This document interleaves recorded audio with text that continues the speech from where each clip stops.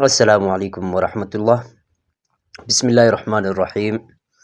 جیسے کہ آپ کو معلوم ہے، ہمارا جو سبق ہے مشکوٰۃ شریف کی کتاب الایمان فصل الاول کی پہلی حدیث، جو حدیث جبریل کے نام سے مشہور ہے اور اس حدیث کو ام السنہ بھی کہا جاتا ہے، اس کے بارے میں ہمارا سبق چل رہا ہے۔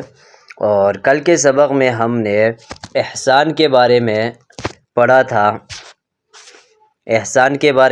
تھا اور قیامت کے بارے میں جبریل علیہ السلام نے سوال کیا تھا، اس کے بارے میں پڑھا تھا۔ تو آج کا ہمارا جو سبق ہے یہاں سے شروع ہوتا ہے۔ قال جبریل علیہ السلام پوچھنے لگے، فاخبرنی مجھے بتلا دیجیے، عن اماراتها کہ علامت قیامت کے بارے میں کہ کیا کیا علامتیں ہوں گے۔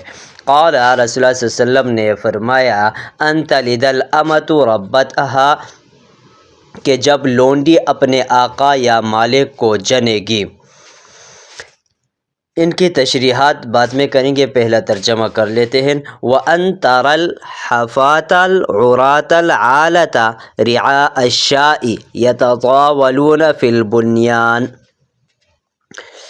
دیکھیں اب فرما رہے ہیں کہ وَأَن تَرَى الْحُفَاةَ الْعُرَاةَ، آپ برہنہ پا اور برہنہ جسم، رعاء الشاء مفلس اور فقیر اور بکریاں چرانے والوں کو، یتطاولون فی البنیان بڑے بڑے عالیشان عمارت میں فخر اور غرور کی زندگی بسر کرتے ہوئے ان کو دیکھیں گے۔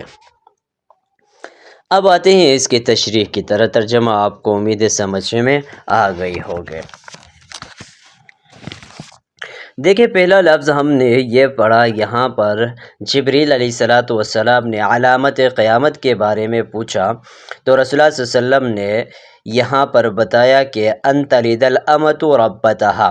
پہلی بات یہ سمجھ لینا چاہیے کہ یہاں اس حدیث کے اندر یعنی علامت قیامت دو طرح کے ہے، ایک علامت قیامت کبریٰ، ایک صغریٰ۔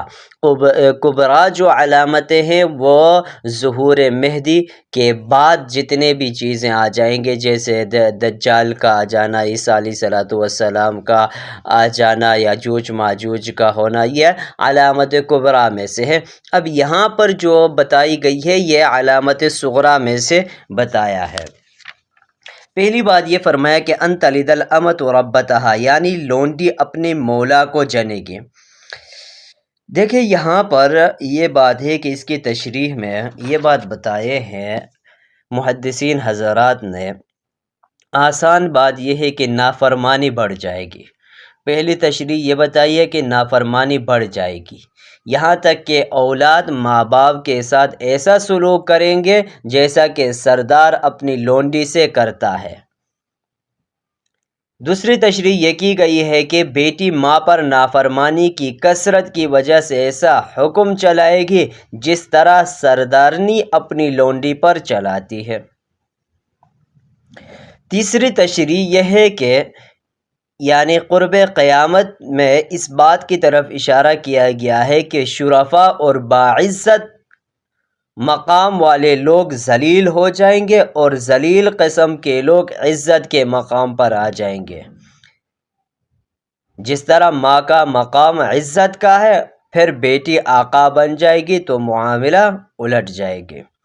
امید ہے کہ اس حدیث کے ٹکڑے کی تشریح آپ کو سمجھ میں آ گئی ہوگی۔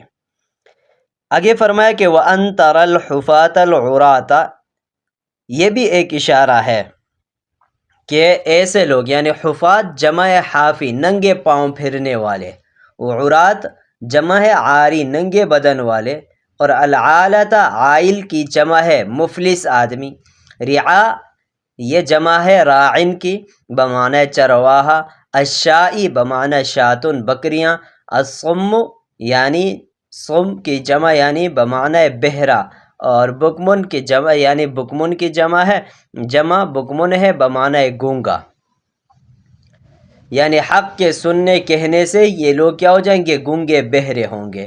یتطاولون یعنی فخر اور تکبر کریں گے، محلات بنانے میں مقابلہ کریں گے۔